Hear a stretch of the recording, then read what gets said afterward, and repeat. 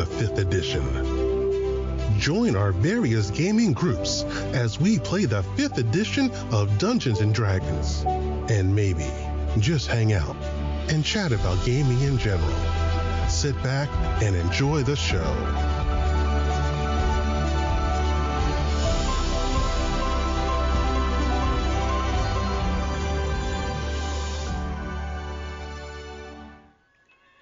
Hi, this is Kelly, aka Trixie from Ragnarok and Roll, assigned to Ragnarok Story, and Tilda Wimblewick from D&D Journey of the 5th Edition. First off, I would just like to say thank you to everyone for listening to our varied adventures, as well as for rating us on iTunes and RPGpodcast.com. If you haven't rated us yet, we would greatly appreciate it if you could. And if you're looking for more ways to support our efforts, we are now on Patreon, a great site where you can help us continue making more podcasts, as well as some special surprises for our patrons. If you can, please look us up at www.patreon.com/cppn. Every little bit helps. And again, thank you for listening. Hey guys, Jim here with Creative Playing Podcast Network. Joining me today is John Lemay, who's going to be sharing a really cool Kickstarter going on that I myself am supporting, which is the 5e inspired by the national parks. Hey, John. Hey, thanks for having me on, Jim. Hey, thanks for joining us. Yeah. So do me a favor, John, and go ahead and introduce yourself to the listeners and give us a little teaser on what 5e inspired by national parks is all about. Well, I'm John Lemay. To tell you a bit about 5e inspired by the national parks, it's digital content that I envision as drag and drop, so to speak, into your campaign. So it's a set of tools such as battle maps, voice acting, some monsters that are all inspired by the national parks. That's cool. I mean, I love the first park that you picked, which, Yosemite. That's a great environment to pick. Yeah. So now my prototype is on the Badlands because that's where I took the family last summer, and in addition to some other parks in the Dakotas. So the prototype's on the Badlands, and I think it's a pretty good combination of battle map along with an encounter for each tier on that battle map, and taking the features of the battle map and really tying that into the real world so that it inspired by the national park, having the box text for those features voice acted so that you can click a button and it just sort of reads the box text for you. And what else goes with that? I know sometimes when I just say this, it's hard to envision, but also on just that inspired part, what I did for the cartographer is I curated a couple of the iconic 5 iconic photos from the Badlands and said, hey, please make the battle map based on these photos. And One Day GM did a great job in really capturing the essence of those. So, we're doing this audio only, so I can't show this to you, Jim. But if you take a look at a picture of a cliff face in the Badlands, They have these dark crevices that just sort of look like caves, but in real life they're not. And when you look at the battle map, you can absolutely see that. You can see the mixed grass prairie that's on top of the tables in the Badlands. That's evident in the battle map. Some of the sandy areas are evident there. So it's fun to have that real world inspiration and try and bring it to life in a digital role-playing context. Yeah, I love how you basically let art imitate life because, hey, here's these great settings that really exist. Here's real pictures, real information. So you can make it totally, translatable to players of, hey, guys, this is what the map looks like. Here's what the picture looks like. It really makes it a lot more, inclusive to get your characters in, your players into their character's point of view so that way they can see, hey, here's the situation. And in my little very silly Kickstarter video, I sort of tee up this point where I'm playing the role of the DM in that thing, and I'm like, hey, you all go into the elven forest. And the players, acted by my Muppets there, are a little discouraged because they've been into 1 or 2 or 3 or 20 elven forests in their role-playing careers. And so I just try and bring out that idea that, we have some just amazing geography in the real world, and a lot of it's sort of teed up, curated for us in the form of our national parks, which honestly don't, scratch the surface. Because I bounded myself by U.S. national parks, and there's just so much other stuff out there. But those are great. Mm-hmm. So it's sort of curated for us, this amazing geography, and it helps, break out of some of the standard tropes in fantasy role playing. Mm-hmm. I mean, I'm a huge fan of the whole, Badlands area because, we do a lot of Western gaming, and, come on, Badlands and deserts are something that we have a big key on. If you look at Western Texas, that's the topography I rip off. I mean, borrow as a GM all the time, so that way I can give people pictures and maps, especially if you're doing digital. It's boom, there's a real world map using for game content. And it's great just, introducing folks who have no idea what's, granted not in their backyard, but still within, a day or two drive within the U.S. that you can go see this completely different topography. It's definitely something else. And of course, I love the second choice, which was the Everglades, which, that totally fits into a lot of the nautical themed campaigns that we've played in the past, because you have that beautiful swamp, and I'm hoping maybe lizard men, because, it's the Everglades. Yeah, for sure. So when you're saying that the two choices, or the ones that have made it, when I started the Kickstarter, sort of imagined, my idea was, hey, the backers would get to pick. And I got some feedback that it would be a lot more appealing to people to maybe know what parks are in it. And so now I've sort of mixed it both. And as the campaign's going, backers are voting on which parks. Before I did the campaign, just in the Facebook group, I was asking for feedback, and overwhelmingly, like with more than twice the other parks, people wanted Yellowstone. And so that's the first park. I sort of chose it off the bat and teased a little bit of Yellowstone in the thing's description. So that's park number one. Backers voted on Everglades, and it was close. There's a couple ones that are close. And then as we go on every 4 days or so to the end of the campaign, then I'll release, the next 3 parks. There's going to be 5 total, and we'll see what they come up with. And it should be really fun. If somehow all the rest of the parks were swamps, then, I'd make sure we get some varied geography in there. But I doubt that'll happen. Yeah, I just, today's the 11th, and I just committed my votes for the 15th. My top vote was, of course, Grand Canyon, because I just love the Grand Canyon here in Arizona. That it's iconic. It's wonderful. And when I counted all the votes this morning, Everglades came in with 5, and then there's a series of parks that were right behind it. Grand Canyon's one of them. So Glacier Bay, Grand Canyon, Petrified Forest, Hot Springs, which surprised me, Dry Tortugas, Carlsbad Caverns, and Bryce Canyon, all coming in with 4 votes.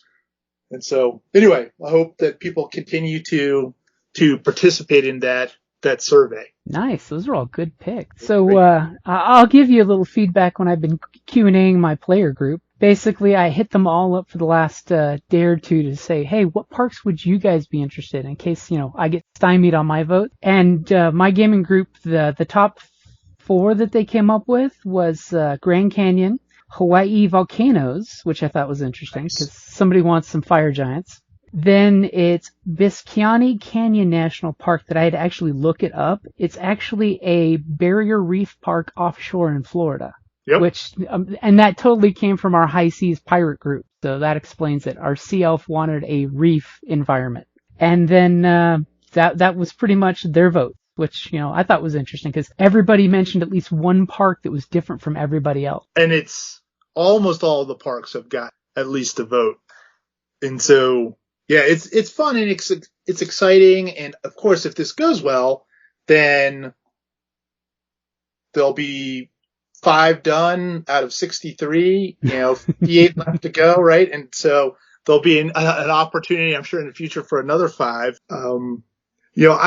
I myself was sort of thinking diversity, right? Mm-hmm. Like, I'm not too fixated on any one parks, but an island would be fun, and there's tons of islands out there. The Channel Islands off of California, Acadia in Maine has islands, Island Royale, the Virgin Islands, American Samoa, Dry Tortugas, so that would be pretty cool. It would be double cool if we get to the first stretch goal, which is a overland map as opposed to a battle map, because I think that's fun to have for an island. Yeah. Maybe a desert park. So Death Valley, Great Sand Dunes, Saguaro, all great possibilities. And, a cavern might be really neat. I'm a little nervous. I mean, Wind Cave, and it's just so massive. It has so many tunnels and caves and systems. It's just incredibly huge. Same with Carlsbad Cavern. I don't think quite as big, but still just massive and huge. And so I get a little bit nervous, if this funds at one battle map. It can be inspired. I could get some of the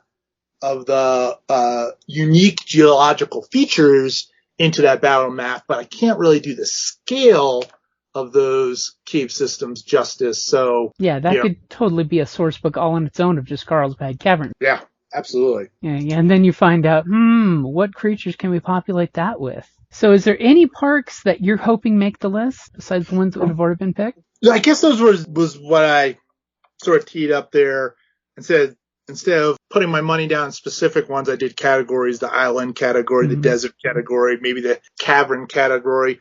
Although redwood could be fantastic for a forest setting. For a not-elf forest? Right, a non-elven forest. So I'm, I guess, pretty open. I'll tell you that myself, so last summer, what I did with the family is we went up to the Dakotas and hit the Badlands, which inspired the prototype. But we also did Theodore Roosevelt, and I'm losing my mind. I feel like I'm forgetting one that's right there. But anyway, so we did that area, and that was great. And this coming summer, we're looking at the Pacific Northwest. And, I'm in Colorado, so we're going to head out there via Glacier National Park and then head over to the North Cascades, Mount Rainier, and Olympic National Park. And so anyway, it would be fun, to be making and creating one that I actually go visit right while I'm doing it. So that would be cool. Yeah. That way you could happen to get a couple pictures just for the adventure of just like, hey, here's something I was actually at first person's perspective. That's right. Or, totally say this is totally a business trip and not a vacation trip. Yeah. Then maybe I can do something with that mileage. That would be cool. That would definitely be cool. So one thing with the game is you've gotten some custom creatures, which is always a good thing. Find a thing and make it your own. So far, are there any custom homebrew creatures that you think are your favorites so far? So my favorite is the Sinomian. That's a prairie dog person. Mm-hmm. And it's a not very deep name. The genus is Cynomys, Cynomys. I probably didn't pronounce that brilliantly, but hence the Sinomian.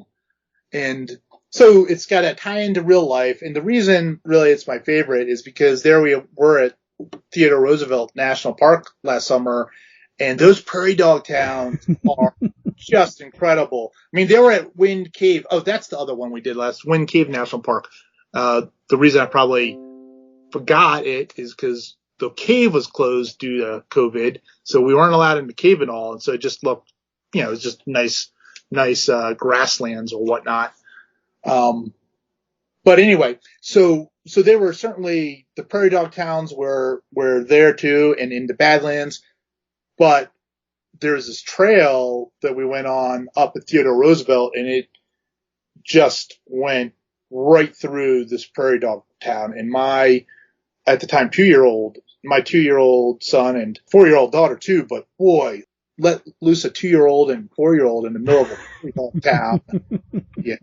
They were having the time of their lives. And so that's my favorite. It's the Sinomian, the prairie dog people. That's awesome, because I could just see a sea of prairie dogs meerkatting up, looking around and popping down into the ground. That's exactly what they were doing. Well, and of course that inspired the one picture that you have of the meerkat guy riding the ram.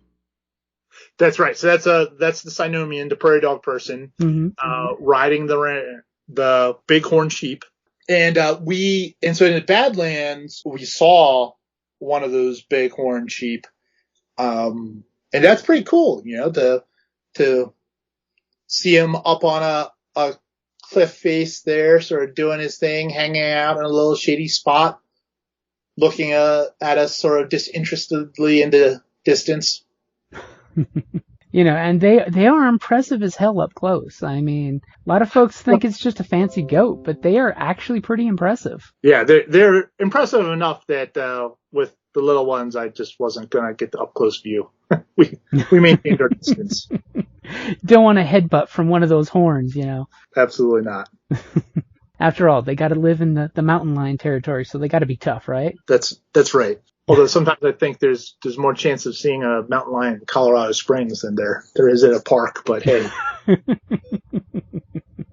that's probably not wrong. This is what happens when the druids get angry and the animals invade the city areas. That's absolutely right. We kind of did, but I was going to go back and ask about some more information about those, if you don't mind. Yeah, absolutely. So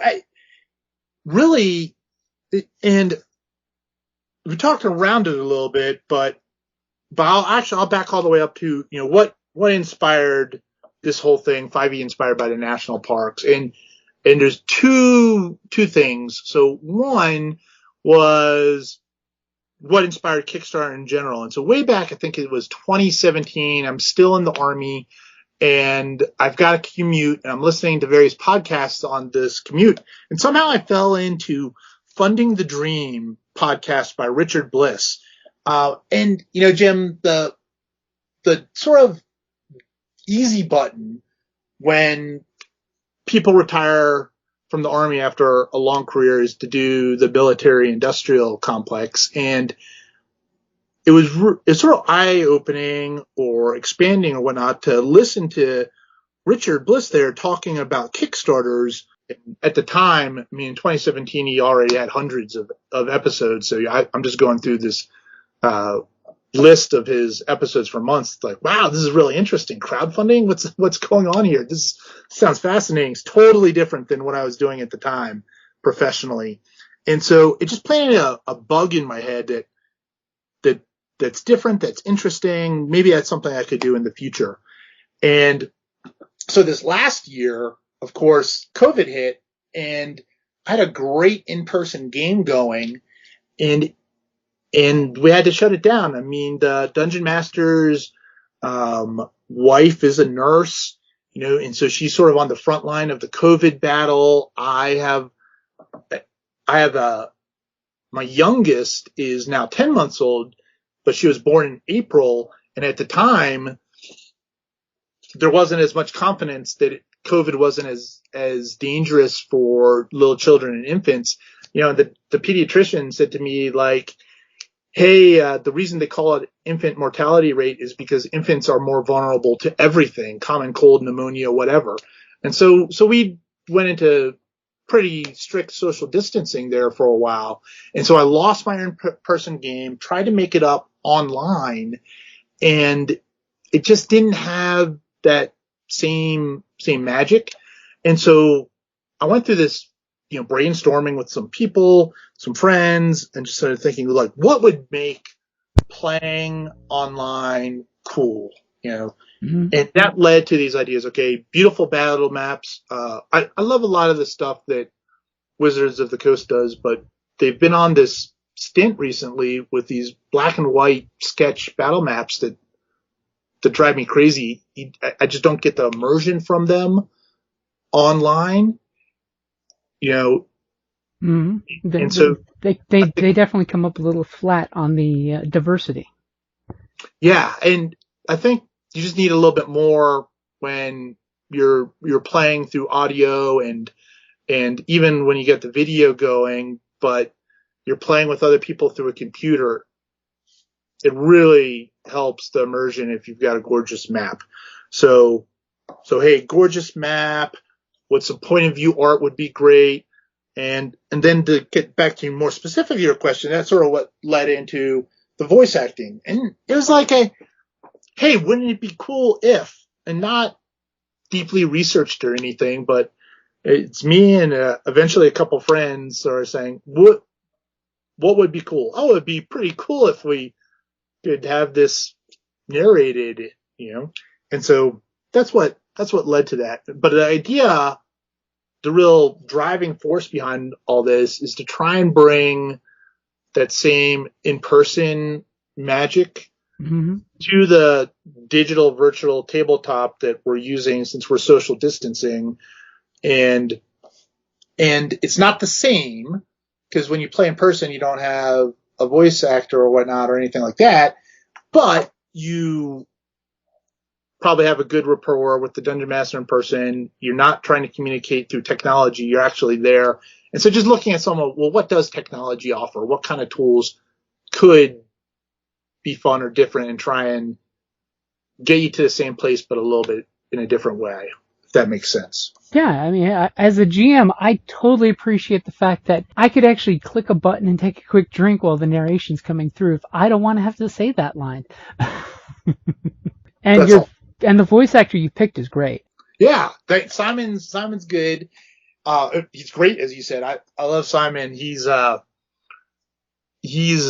available. All my research on this is through Fiverr. So what is he? Logic voice on Fiverr.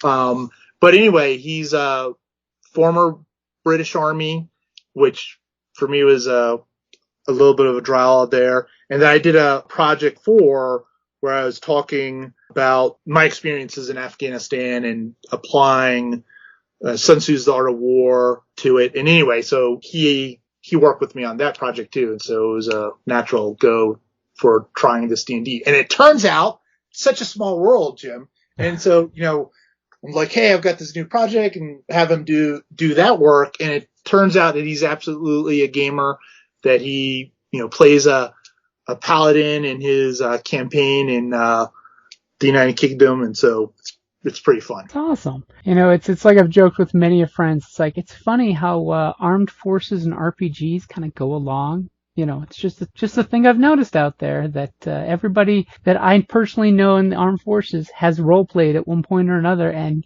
a lot of them picked it up in the military. Got to fill that free time with something. Yeah. So I got my cousins jumped on me they got me into role playing, I guess pre-military, but yes, it's certainly popular. I remember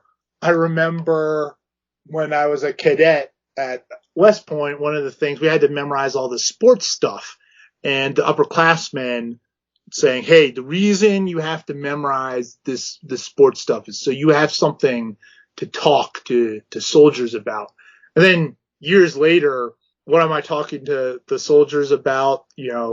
Like, hey, how is your D&D campaign in the barracks this weekend?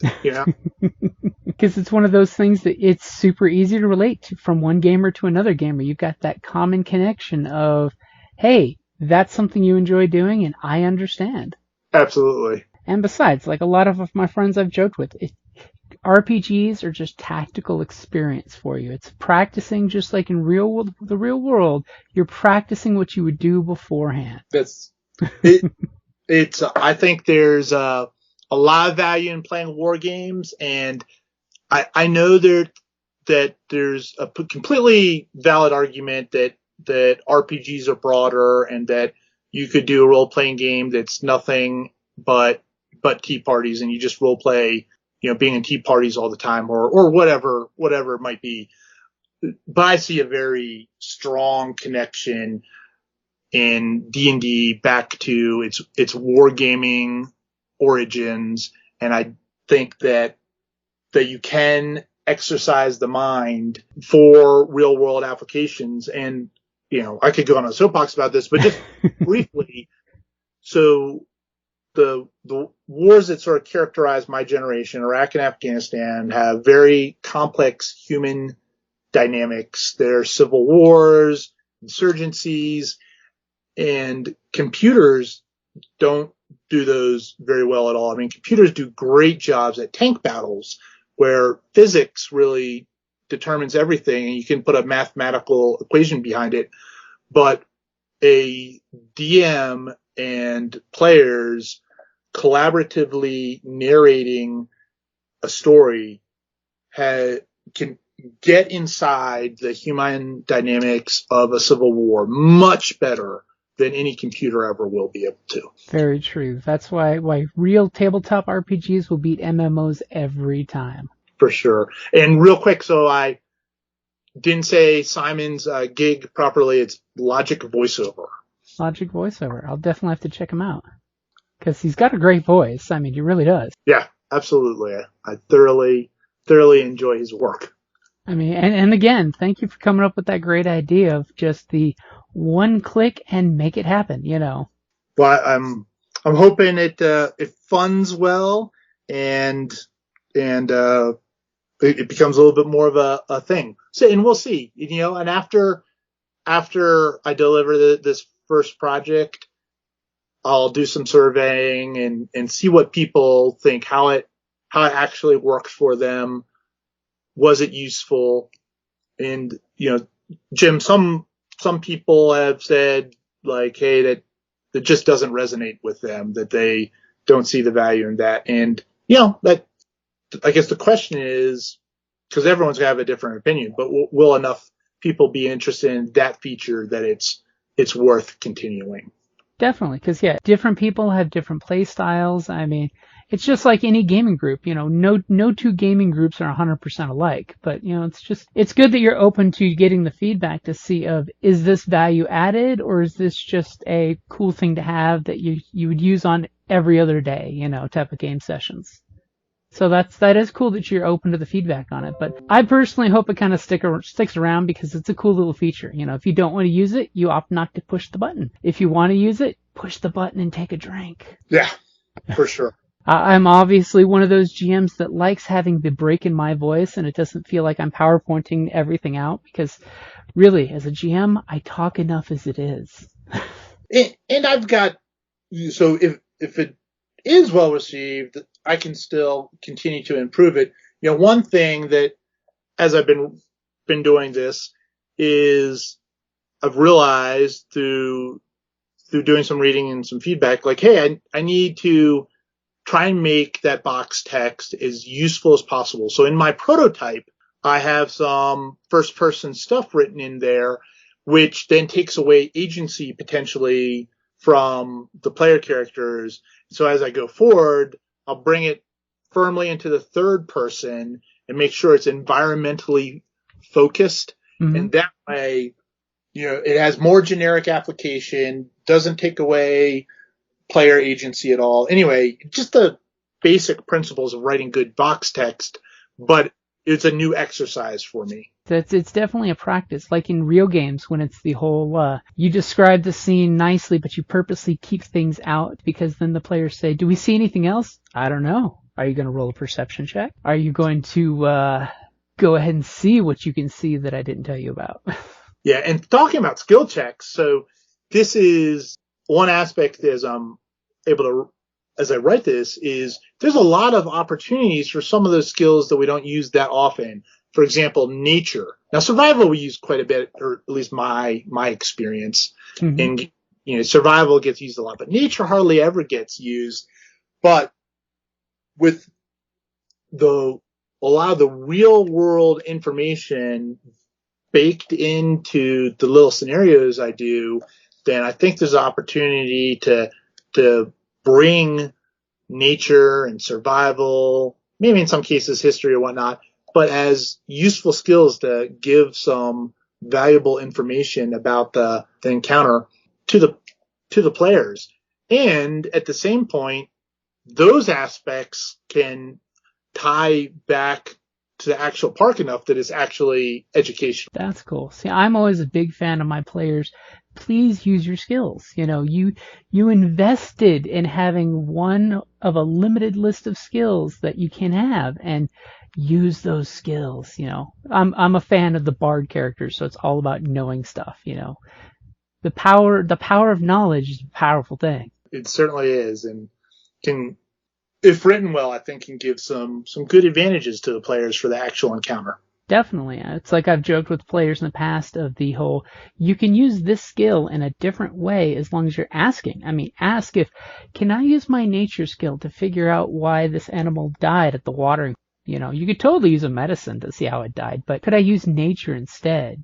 And sure, I'll give you a dozen reasons why this water may or may not be safe to drink. Right. Or totally safe, you just know that this water looks like a perfect environment for water moccasins.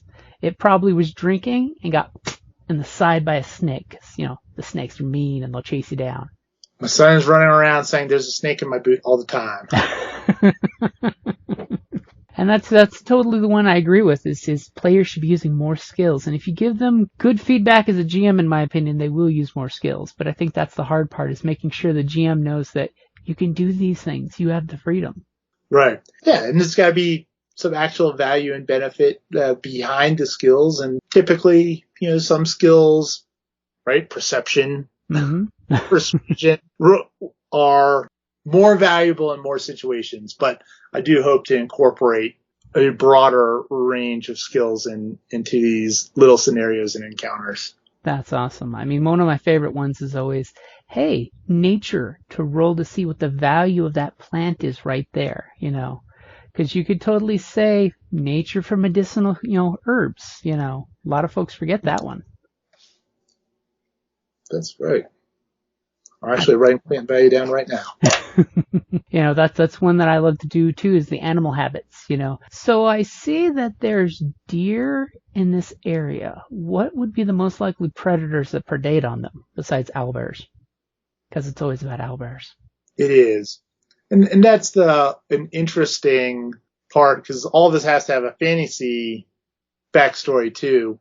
So, so for the Badlands, the prototype there, hey, there's of course the real world geology about why it's like that.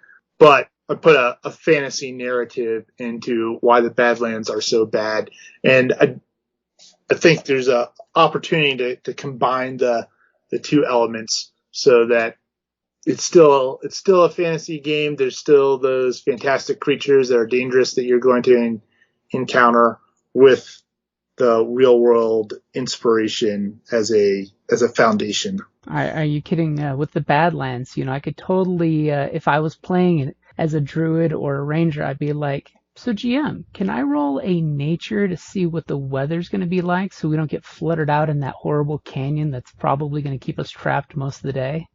Nothing like a flash floods in a wadi. Yeah, that's not a fun experience to be in. It is not. It's only half an inch of rain until you're in a canyon that's collecting all that rain for the next 10-mile area. Or is it a water elemental? It's how the monster manual can be inspired by life. And in some ways, this is not what I'm doing here is not original at all. I think there's real life inspiration behind most of what we see in fantasy role playing games, whether it's culture, human dynamics, environmental features, and so in some ways my little project here is just being a little bit perhaps more specific on, okay, this thing right here, this national park is the source of the inspiration for the battle map and the environment. But that's true of a lot of things. It's just that you're coming at it from a different angle, which is really nice and refreshing. Well, it's been fun for sure. And like you were saying, Kickstarter does well. You have a lot more parks and locations that you can still touch base on. Yeah, and some other ways to potentially take it. I mean, some of the feedback I've gotten is is, hey, a battle map and some encounters and some tools for that encounter, like the box text, voice acted, or the point of view art. You're like, that's cool, that's fun. But, one point of feedback has been, hey, what we really want is a short adventure. So more of a structure to tie that all together. And then some people want a long adventure. And I'm like, okay, well, only so much at one point. But so a sequel Kickstarter could absolutely go down a short adventure route as opposed to just battle maps and encounter. And I may, depending on how this thing funds, try and flesh out that possibility right into this one. So we'll have to see how it goes. That's cool. And I am a fan of the single encounter, format, because that way GMs can pick and choose what they like and put in where they want or need, depending on their game night prep time. Because sometimes you have those GMs that just don't have prep time. And it's like, crap, I need something in 30 minutes or less. And I think with the diversity of the national parks, it gives you a selection of stuff that can drop into any existing sort of campaign world, right? You can have the Badlands battle map. This is what we're doing in this fantasy campaign world. We're over here. Oh yeah, the Badlands battle map would fit well there, or the Everglades battle map. We're near the coast and swampy area. Boom, Everglades battle map. Or right, so it does have a lot of possibilities that way too. And one thing you touched on earlier was the tiers. So one thing I was going to ask is, what is the level range that you're going for in the encounters? One encounter per tier. So it's a battle map with a tier 1, so that's 1 to 5. A tier 2, 6 to 10. A tier 3, 11 to 15, and then tier 4. So one encounter for each tier. Now, within those tier range, right? I mean, a 11th level party versus a 15th level party, that there's some difference in power there. And so DMs will have to adjust that a little bit. I mean, they're going to have to customize it for their party a bit, but I'll have a solid base there. I mean, I'm sort of just aiming it right in the middle. Like we did the tier 3 encounter on my live play last night using Shard Tabletop, and I designed it for the Badlands tier 3 counter at level 13. It's sort of right in the middle of tier 3 there. So DMs, if they've got 11th or 15th, they'll have to customize it a little bit, but it's with just a little bit of adjustment, pretty easy within the same tier. Take away creature, add a couple, then that's what it is. So I didn't say, I wasn't specific on level, but an encounter for each tier. Which that's a good way of doing it, because that way I know a lot of folks, when it comes to higher end tiers, they're just like, I don't know what to throw with them, so I throw everything. So it's definitely good to give examples of, hey guys, here's a good balance for this tier, throw this at them, and you have wiggle room. It's not that, like every adventure book out there says you have to customize this to your group, but here is the framework, go for it. Which I think that's awesome. So that way it's got here's an ecosystem and roll with it. I mean, let's look at the old first edition days where sometimes the game had a level 15 something when you guys were level 1. And it was part of the adventure that you were supposed to run from this big bad that will chase you until it leaves, Yeah, Curse of Strahd still does that in 5e. Wandered to the wrong place in that module. Oh. Exactly. Horde of the Dragon Queen does the same thing with the blue dragon at the beginning of the adventure. It's like, what? Yeah. But it comes down to, there's the nature roll of, there's this horrible monster. It's a natural creature. Roll a nature roll to calm the target, because, use the MMO terms, see how tough the target is compared to you guys. And they're like, this is out of your weight class. This would rampage through a village. You should run. Now use your skills to get away unseen. And good luck with that. As hopefully a druid in the group will say, I'm going to crush this lemongrass to cover our scent to give our stealth person advantage. Because that's one thing I love when the players ask for things to help give them advantage in rolls. Because that's a cool thing that I do like in 5th edition, is the advantage-disadvantage rolls. I agree. And sometimes I think in the games I play, we get too limited. We play, generally speaking, with flanking as advantage, and focus on that and don't look creatively for other ways to get advantage. So I'm with you, Jim. It's a lot of fun to have those other opportunities. It makes encounters more interesting and engaging. And I agree with you, and thank you for mentioning that, because our groups also do flanking with advantage, because it's too cool of a tactical move to leave out, and we're all old school D&D players that want that flanking rule, because it should be in the book. As we always jokingly tell our Adventure League friends who don't allow flanking in Adventure League. So John, where can folks find your Kickstarter as well as yourself and follow you guys online on social media? So my major social media place is Facebook. And I have a Facebook group and page, but the group is much more engaging and interesting. It's 5e inspired by the national parks. So if you do a search on that on Facebook, you'll find it. I believe technically the Facebook name is National Parks 5e. Mm-hmm. But like you said, if you put in 5e National Parks, it does come right up in the search window. I know from experience. There you go. And that's the same place on Kickstarter too, where if you just search 5e inspired by the national parks, you'll get it right away on Kickstarter. Yep. Or if you follow us on Twitch, I've shared it there already, as well as on the Facebook page, just to make sure the word gets out, because I do believe isn't there a reward for social media on the Kickstarter? There are social goals, and the social goals tie to, well, one of the things we've already talked about, additional voice acting, but they help provide more content for each of the national parks. Which I think that was awesome that you added that in the Kickstarter, so that way, folks are always asking, how can we support if we're cash poor at the moment? Hey, dude, go and share your social media. Let your other gamers know about this cool idea, because, players who buy something and give to their GM get kudo points for inspiration. I'm just saying. Even if you're not a GM, you can buy it and give it to your GM. And I don't know if this was tactically wise compared to just the social. I've seen on other Kickstarters, the social goal is just share it. And I wasn't quite sure how, I would actually know, like, how do you even and track that and quantify it. So my social goal is joining the Facebook group. Mm-hmm. And so that I've got. And for each 100 additional people that join the Facebook group during this campaign, then it's tied to a social reward, such as an additional 100, words of voice acting.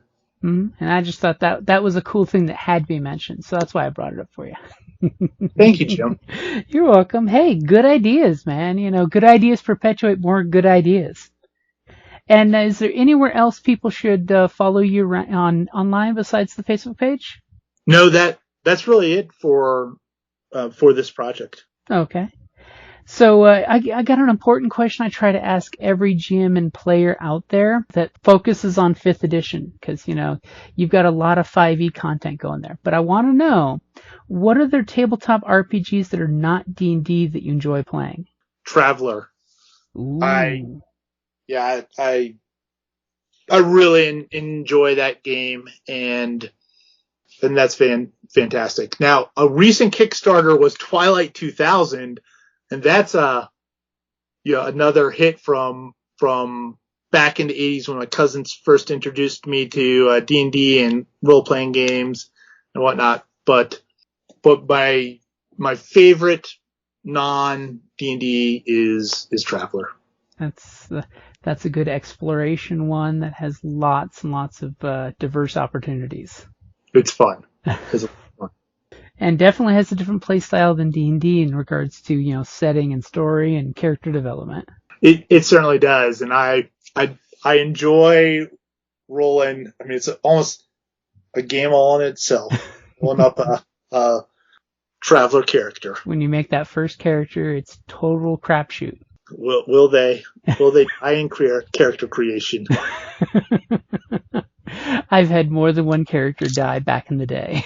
Their life was so interesting, they never made it to the session 1. Yes. But it's fun. So is there any shout-outs you'd like to give for anybody on your team or your game table? Yeah, well, so I've actually had a lot of support from other creators. I've been backing Kickstarters for quite a while, and as I did my own here, I reached out to people like yourself, Jim, and said, "Hey, would you would you back my project?" And a lot of them did, and some were very generous, mentioning me in their updates and whatnot. And so a few are Sam Quinton from Sonoa Publishing, and Sam's become a real friend. We've talked Kickstarter tactics, and I've really enjoyed his stuff. So Hal Howard from Shard Tabletop, I backed Shard a while ago, but I hadn't used it, and reached out to Hal, and as I said, he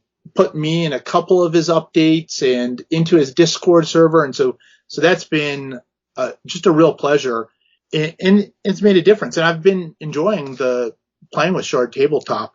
And then Mark Torimo from Dark Wizard Games, Tim Kraus from Tomorrow River Games, Headless Hydra Press. Shane from Headless Hydra Press, they did a Hex Explorer, basically magnets, like make your dungeon, or the one they've already did that I have in my house is overland stuff. And so it sort of ties into my theme a little bit more. The one they're currently doing is dungeon, but my kids loved putting all those, forest, desert, river magnet hexes on the boards and playing with that stuff. So all those folks and yourself, Jim, I really appreciate it. And, it does something to, like, getting mentioned in dispatches or whatnot help with backers, but it also importantly helps with just sort of morale in this fun Kickstarter journey, when words of encouragement, like some of the ones you've given tonight, Jim, or just positive mentions from other backers, it definitely helps me keep the hands on the oars, so to speak. Mm-hmm. Yeah, I guess, creator community needs to really support each other, because, hey, we're all making cool stuff, doing our stuff, but you need to touch base and, give somebody that affirmation of, dude, what you're making is awesome. Thank you for making it, rather than just making it for your player group at home and then keeping it to yourself and filing it away in the GM's Bible somewhere. Absolutely. And critical feedback is very helpful. I mean, any feedback I think is a gift. Mm-hmm. That's helpful too, but the affirmations have been great too. Yeah, and when it comes to doing a Kickstarter, that's like some murky, mysterious ocean you're cruising into of, like, what do I need to do? I've backed Kickstarters, about how to do your own Kickstarter, and there's so many complexities nowadays of, in the background of Kickstarter. Not to mention that stress when you launch that first day and you're watching all day long until you realize, I need to turn this off. Yeah. Absolutely. You can't, the watched baby doesn't sleep. It's a good analogy. It's better than the boiling pot, That's right. So, John, thank you for coming on and hanging out. And, I'm glad we could get together and talk about your Kickstarter. Because, dude, I'm backing it. I want it to happen. I want to have these great experiences to at my game table, bring this out in there. And I do want to remind you that Shard, you mentioned Shard? I did. On your Kickstarter, isn't everything involved with it going to be Shard compatible? It is. And so, or at least any of the parks, and that's what almost all the tiers are. I've just recently, based on feedback, added a map only tier, and so those will just be map only, but it's a press of a button to upload a map into Shard.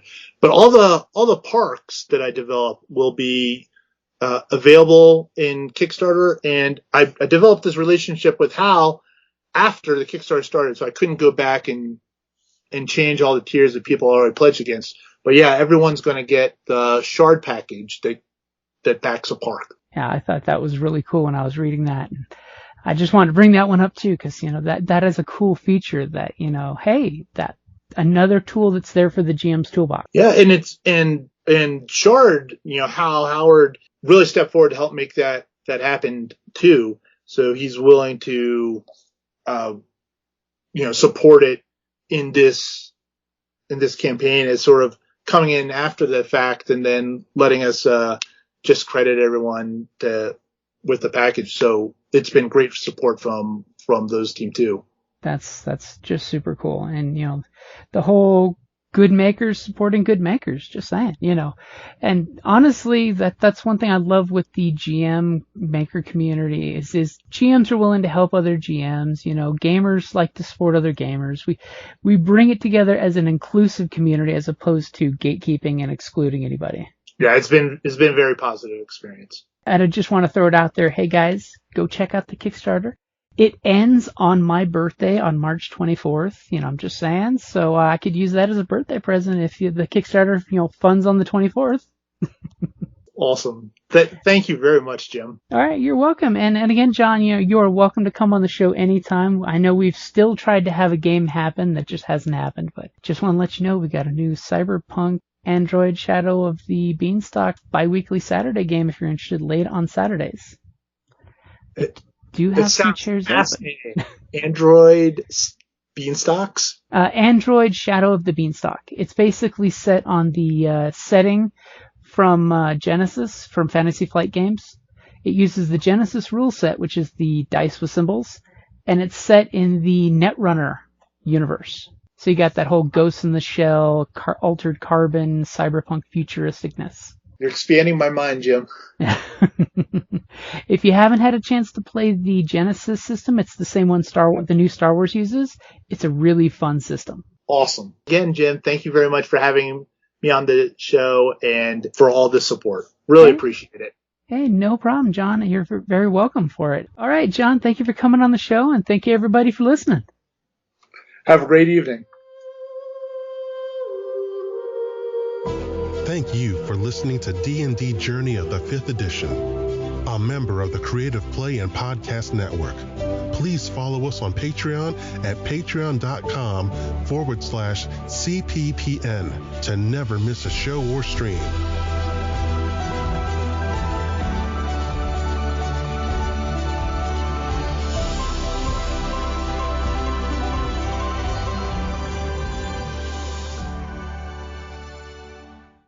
Hello, this is Eric. And Wendy Strog with Stone Valley Hobby and Games. We sell board games, card games, role-playing games, and supplies.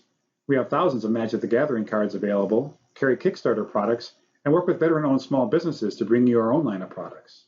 We are a small business retailer, but we offer competitive prices, a loyalty system, and free shipping on orders over $100. As a military veteran myself, I'm a strong supporter of our armed forces, their families, and contractors out there doing the hard job. So any order from an AA, AE, or EP address will be shipped absolutely free. Remember, StoneValleyGames.com, where we take your leisure seriously.